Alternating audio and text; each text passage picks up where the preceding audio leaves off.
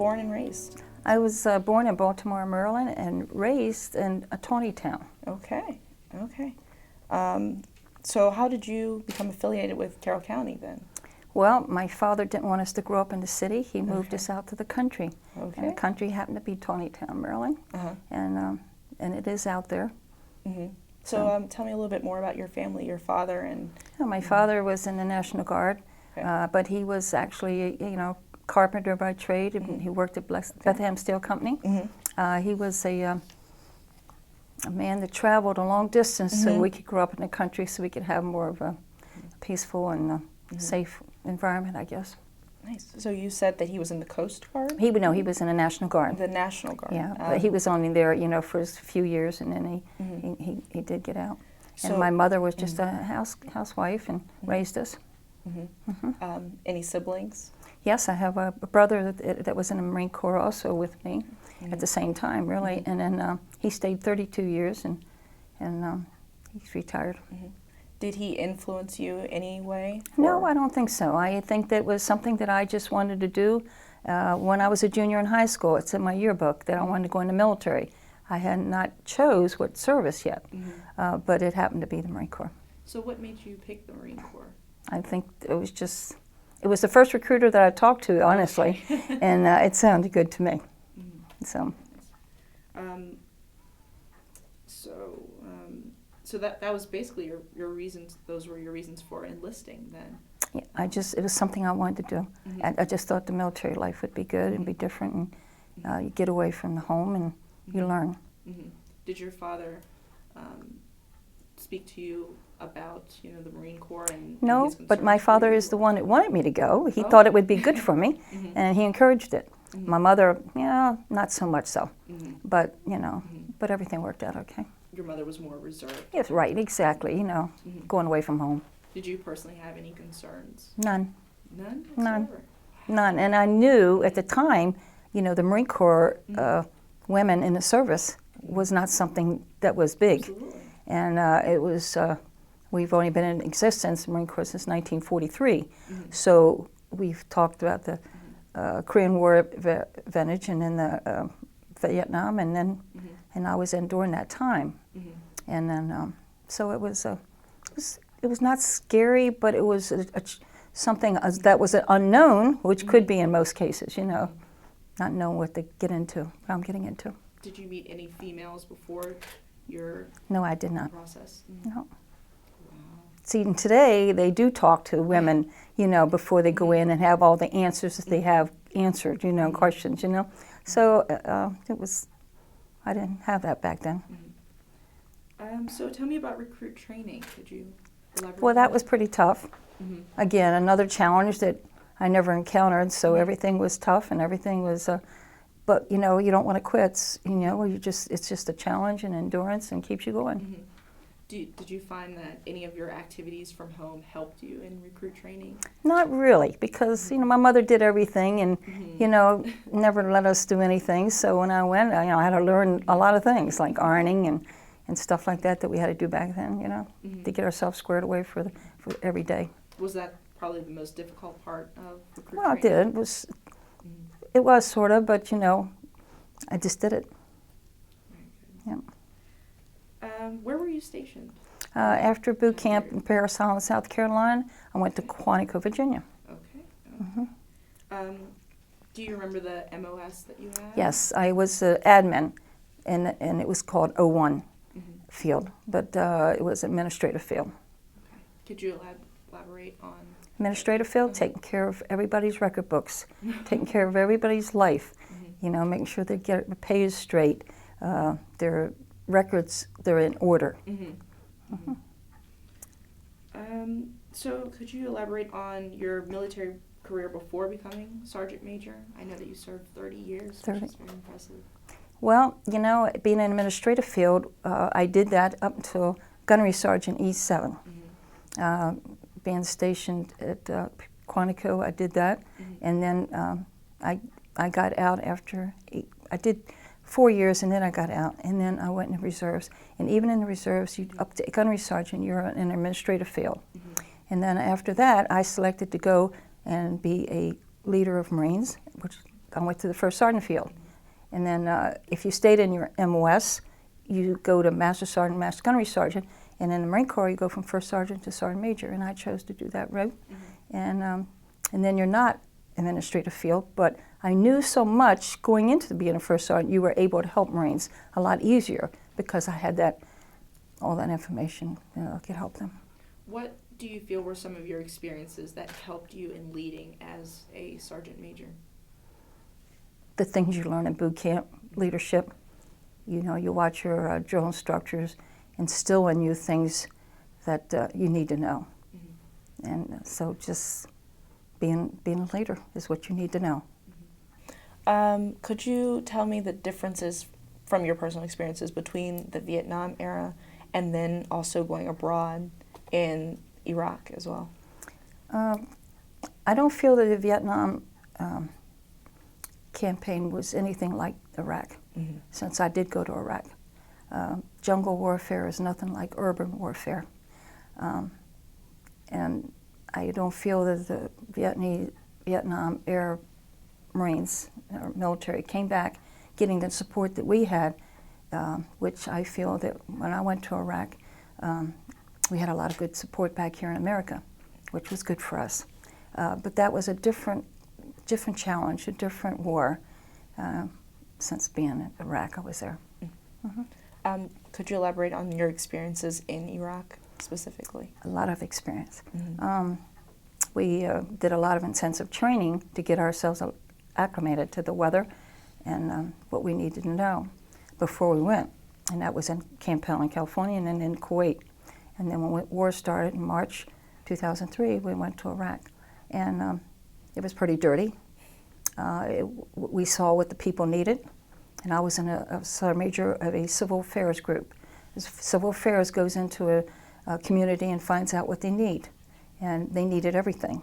So we were very busy, and we were in an environment that was dangerous. Every night we were being shot at.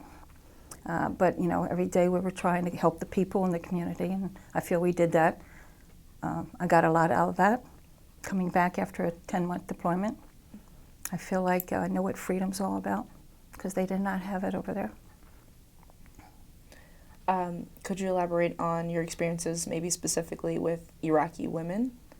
All of us women were able to interact with the women and to help them in their needs that they needed, which is a lot. And we were the women searching them because, and at the time in 2003, we didn't know about IEDs and suicide bombers, because it really established more in 2004. So thank you for God for that. But we had to interact with them and help them and stuff like that. Could you elaborate on any of your comrades while you were in Iraq? My other Marines were going out and doing things that we needed to do, get them things that they needed so they could build up their community, because the war had really devastated the area. And they didn't have no water. They had no propane gas for heat or for cooking food and stuff. So we were all helping in that way. Seeing that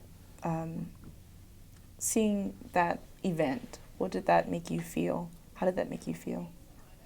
We were helping people, and that's what it's all about. And we had trained to do what we needed to do, and you feel an accomplishment of that. Of course, coming back, you feel like you really did something, and you can appreciate your freedoms here a lot more.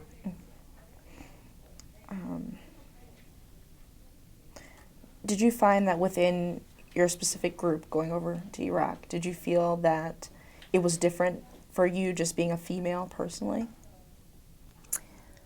I had a lot of challenges as a female, especially as a sergeant major. I will say that.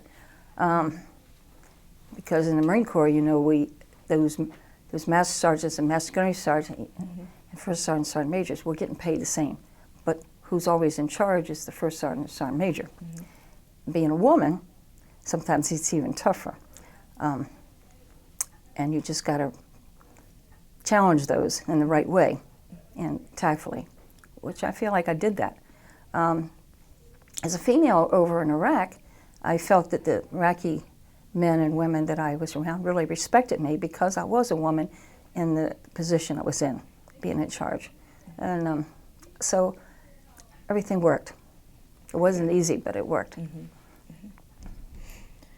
So you stayed 30 years, Yes, but you could have gotten out at 20. Am I right? that's true. So why stay the extra 10?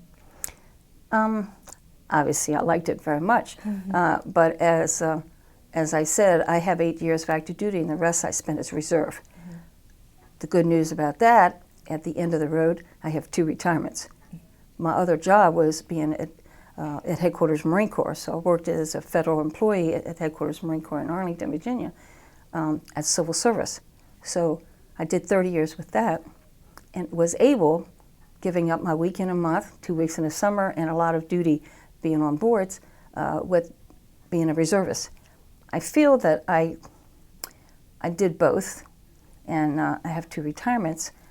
So if you really love what you're doing, and I did, because I was able to help young people, young Marines, counseling them and showing them, guiding them, I enjoyed it. So 30 years was not a long time for me.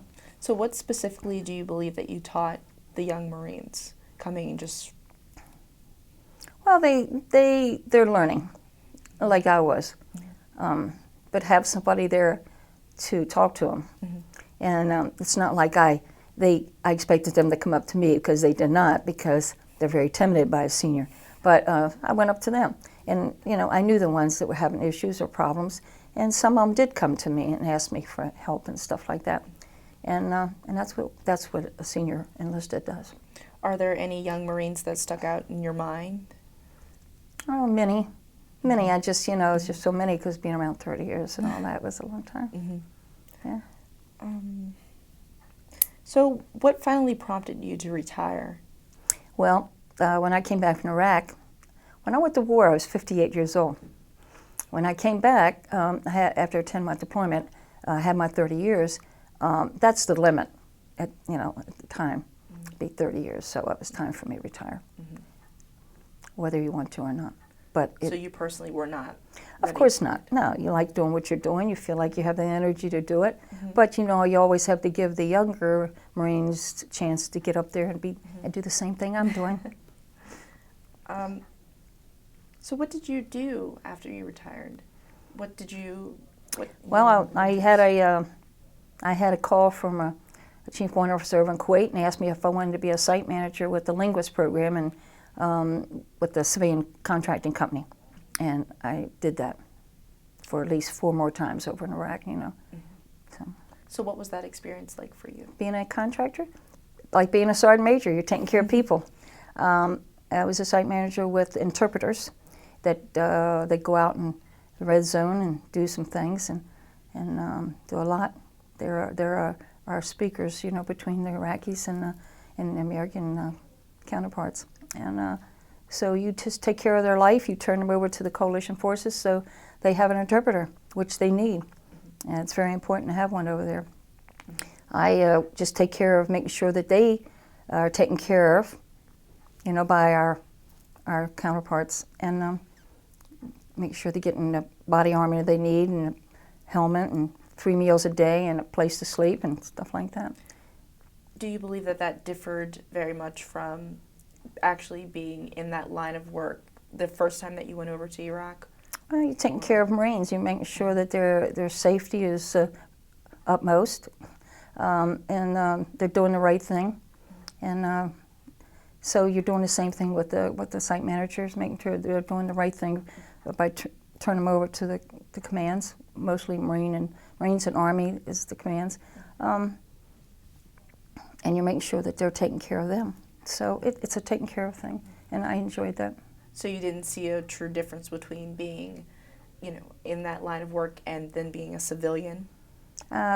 It's a leadership role, just taking care of people, whether wearing a uniform or not, right?